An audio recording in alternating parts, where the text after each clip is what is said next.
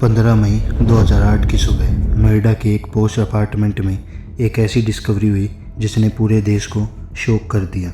14 साल की एक लड़की आरुषि तंवर अपने ही बेडरूम में डेड पाई गई।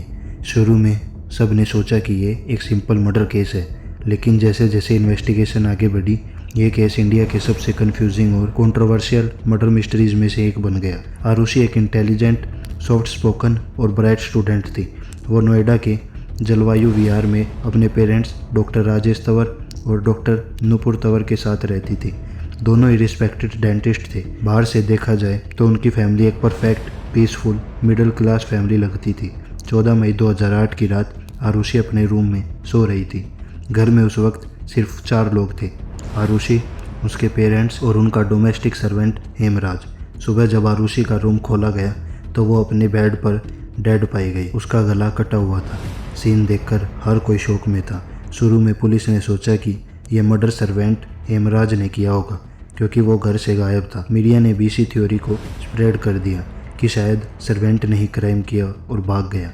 लेकिन अगले ही दिन एक ऐसी डिस्कवरी हुई जिसने पूरी कहानी बदल दी। 16 मई को, यानी मर्डर के एक दिन बाद, पुलिस को घर की छत पर हेमराज की डेड बॉडी मिली। वो भी बिल्कुल आरुषि की तरह ब्रूटल तरीके से मारा गया था। अब सवाल ये था, अगर हेमराज का खुद मर्डर हो चुका था तो आरुषि को किसने मारा? इन्वेस्टिगेशन की शुरुआत से ही पुलिस ने कई बड़ी गलतियां की। क्राइम सीन प्रॉपरली सील नहीं किया गया, लोगों को आने जाने दिया गया और एविडेंस कंटामिनेट हो गई। ये मिस्टेक्स बाद में केस के सबसे बड़े वीक पॉइंट बन गए। कुछ ही दिनों में इन्वेस्टिगेशन ने एक शॉकिंग टर्न लिया। पुलिस ने आरुषि के पेरेंट्स पर ही शक करना शुरू कर दिया। थ्योरी ये दी गई कि पेरेंट्स ने आरुषि और हेमराज को एक कॉम्प्रोमाइजिंग सिचुएशन में देख लिया था और गुस्से में दोनों का मर्डर कर दिया। जैसे ये थ्योरी सामने आई, मीडिया ने केस को सेंसेशनल बना दिया। हर न्यूज़ चैनल पर कपल को विलन की तरह दिखाया जाने लगा। पर्सनल लाइफ, कैरेक्टर और र्यूमर्स सब पब्लिक में डिस्कस होने लगे।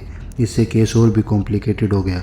केस की सीरियसनेस को देखते हुए इन्वेस्टिगेशन सीबीआई को दे दी गई, लेकिन यहाँ भी कंफ्यूजन खत्म नहीं हुआ। सीबीआई के पहले टीम ने कुछ अलग सस्पेक्ट बताए, जबकि दूसरी टीम ने कपल पर ही ब्लेम लगाया। सीबीआई के 2 अलग अलग थ्योरी सामने आए। एक थ्योरी के मुताबिक कुछ आउटसाइडर्स इन्वॉल्व थे, दूसरी थ्योरी के मुताबिक पेरेंट्स ही गिल्टी थे। यह डबल इन्वेस्टिगेशन पब्लिक और कोर्ट दोनों के लिए कंफ्यूजन बन गए। 2013 में गाजियाबाद कोर्ट ने कपल को गिल्टी डिक्लेयर कर दिया। कोर्ट ने कहा कि सर्कमस्टांशियल एविडेंस पेरेंट्स इन्वॉल्वमेंट की तरफ इशारा करते हैं। दोनों को लाइफ इम्प्रिजनमेंट की सज़ा सुनाई गई। कपल ने इस डिसीजन के खिलाफ इलाहाबाद हाई कोर्ट में अपील की। केस को दोबारा एनालाइज किया गया। एविडेंस, इन्वेस्टिगेशंस, एरर्स और कॉन्ट्राडिक्शन सबको ध्यान से देखा गया। 2017 में इलाहाबाद हाई कोर्ट ने एक शॉकिंग डिसीजन दिया। कोर्ट ने कहा कि प्रोसेक्शन के पास इतनी स्ट्रॉन्ग एविडेंस नहीं थी कि कपल को गिल्टी साबित किया जा सके, इसलिए दोनों को बेइज्जत बाहर कर दिया गया। इस डिसीजन के बाद भी केस का सच ऑफिशियली क्लियर नहीं हो पाया। अगर पेरेंट्स गिल्टी नहीं थे तो एक्चुअल किलर कौन था? क्राइम सीन में इतनी गलती क्यों हुई और इन्वेस्टिगेशन में इतने कॉन्ट्राडिक्शन क्यों आए? आरुषि केस आज भी इंडिया के सबसे मिस्टीरियस मर्डर स्टोरीज में से एक माना जाता है। ये केस सिर्फ एक क्राइम नहीं, बल्कि इन्वेस्टिगेशन फेलियर्स, मीडिया ट्रायल और जस्टिस सिस्टम के चैलेंज का एक एग्जाम्पल बन गया। आज भी एक ही सवाल लोगों के दिमाग में घूमता है, आरुषि को सच में किसने मारा? आज की वीडियो आपको कैसी लगी कमेंट करके ज़रूर बताना और चैनल को सब्सक्राइब करना मत भूलना, क्योंकि नेक्स्ट वीडियो इससे भी ज़्यादा खतरनाक आने वाली है। बाय।